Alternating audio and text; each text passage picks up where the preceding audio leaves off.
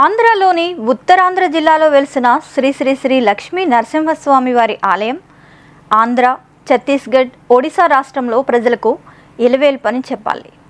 అయితే ఆ అప్పన్న కొండ మీద దాగి ఉన్న రహస్యం తెలిపే ప్రయత్నం మీ VST న్యూస్ చేస్తోంది. ఇక రెండవది శ్రీ సీతారాముల ఆలయం. ఇప్పుడు ఆలయం గురించి మరిన్ని విషయాలు. ఇప్పుడు మనం పరమ పవిత్రమైన సింహాచల క్షేత్రంలో కొండపైన ఉన్నటువంటి గంగధార వద్ద ఉన్నాం. ఈ గంగధార కూడా ఎంత పరమ పవిత్రం అంటే, గతంలో మనకి పూర్వీకులు చెప్పేవారు ఒక మాట ఏంటి అంటే, సింహాచల సమోక్షేత్రం నారసింహ సమోదైవం గంగధార సమోతీర్థం నాస్తి కించతి అని చెప్పేవారు. అంటే సింహాచల క్షేత్రం లాంటి క్షేత్రం కానీ, నారసింహస్వామి లాంటి దేవుడు కానీ, గంగధార వంటి తీర్థం కానీ మరెక్కడా లేదు అనేది ఈ నానుడి.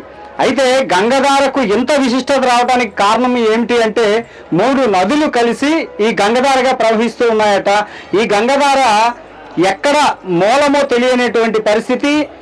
కొండలోనున్న ప్రతి ఒక్క వేరుని కూడా, అంటే 108 రకాల వనమూలికల్ని తాకి ఇక్కడికి వస్తుందని చెప్తూ ఉంటారు పెద్దలు. అలాంటి గంగధార 101 రకాల రోగాలకు కూడా మందు అనేది చాలా మంది చెప్తున్నటువంటి పరిస్థితి. పక్కనే ఉన్నటువంటి సీతారామస్వామి వారి దేవాలయం చాలా విశిష్టమైనది. మనం చూసుకుంటే ఆ దేవాలయాన్ని లోపల ఉన్నటువంటి దేవాలయం ఏదైతే ఉందో అది ముఖ్యమైనది. అది ఒడిశా నిర్మాణ శైలిలో ఉంటుంది. అయితే ఆ సీతారామస్వామి వారి దేవాలయం, దాని యొక్క విశిష్టతని మనం తెలుసుకునే ప్రయత్నం, అక్కడ ఉన్నటువంటి అర్చక స్వామిని అడిగి తెలుసుకునే ప్రయత్నం చేద్దాం. కొండపైన ఉన్నటువంటి శ్రీ సీతారామస్వామి వారి ఆలయం దగ్గర, ఆలయంలో ఉన్నటువంటి అర్చకుల వద్దకు వచ్చాం. మనం అర్చకులను అడిగి తెలుసుకునే ప్రయత్నం చేద్దాం. స్వామివారి గురించి, స్వామివారి విశిష్టత, ఈ ఏదైతే ప్రత్యేకించి ఒడిశా నిర్మాణ శైలిలో ఉన్నటువంటి ఈ దేవాలయం యొక్క విశిష్టత ఏంటి అనేది. అయ్యా నమస్కారం, మీ పేరండి? నా పేరు రాఘవాచార్యులు అండి. రాఘవాచార్యులు గారు, ఈ గుడి ఎప్పుడు మొదలయ్యింది, అలాగే ఈ గుడిలో ఉన్నటువంటి శ్రీ సీతారామస్వామి వారి విశిష్టత గురించి కొంచెం చెప్పండి సార్. శ్రీరాఘవం దశరథాత్మయం అప్రమేయం సీతాపతిం రఘుకులాన్వయ రత్నదీపం ఆజానుబాహుం అరవిందదలాయతాక్షం రామం నిశాచర వినాశకరం నమామి. శ్రీరామచంద్ర పరబ్రహ్మణే నమః. ఈ దేవాలయం శ్రీ శ్రీ శ్రీ వరాహ లక్ష్మీ నృసింహస్వామి అనుబంధ దేవాలయం. ఇది కళింగరాజుల 14వ శతాబ్దం కళింగరాజుల టైం నుంచి ఇది రాజులు కట్టారని చెప్పి ఒక శిలాశాసనం ద్వారా మనకి తెలియపరుస్తున్నది. ఇది గంగధార దగ్గరలో ఉన్న ఆలయం. ప్రతిసారి పునర్వసు నక్షత్రం రోజున స్వామివారికి సంక్షేప రామాయణంతో హవన కార్యక్రమం జరుగుతుంది. శ్రీరామనవమికి కళ్యాణ మహోత్సవం జరుగుతుంది.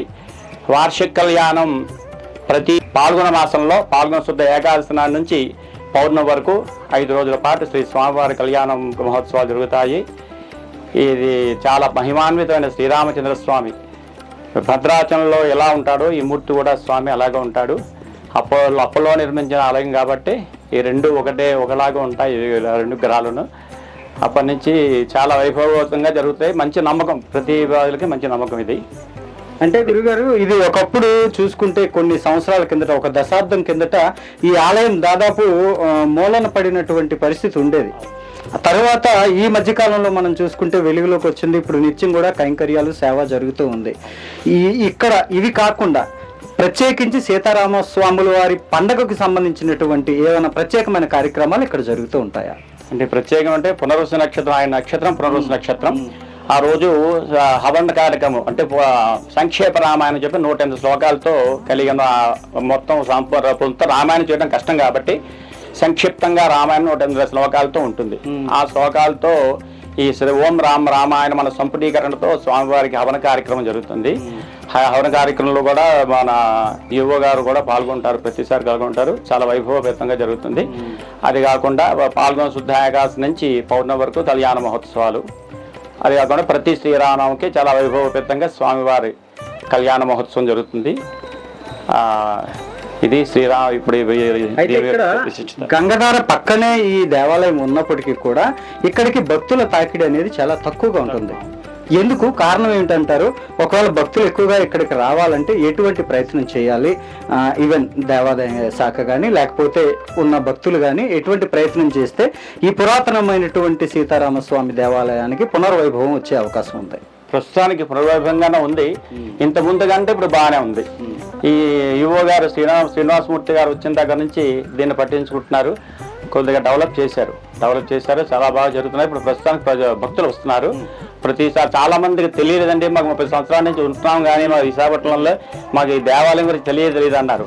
పాపం ఇక మన ఈ మూర్తి గారు వచ్చిన తర్వాత బోర్డులు ఏర్పాటు చేయించి కొద్దిగా అందరికీ డెవలప్ చేశారు. డెవలప్ చేసిన తర్వాత ఈ ప్రస్తుతానికి భక్తులు బాగానే వస్తున్నారు, ఇంతకుముందు కన్నా నయ్యం ఇప్పుడు థ్యాంక్ యూ స్వామి. చూశారు కదండి, కొండపైన గంగధార పక్కనే ఉన్నటువంటి శ్రీ సీతారామస్వామి వారి దేవాలయం ఏదైతే ఉందో ఇది గత కొంతకాలం వరకు ఎంతో మందికి తెలియని విషయం. స్థానికంగా ఉన్న స్థానికులకే చాలా వరకు తెలియనటువంటి పరిస్థితి.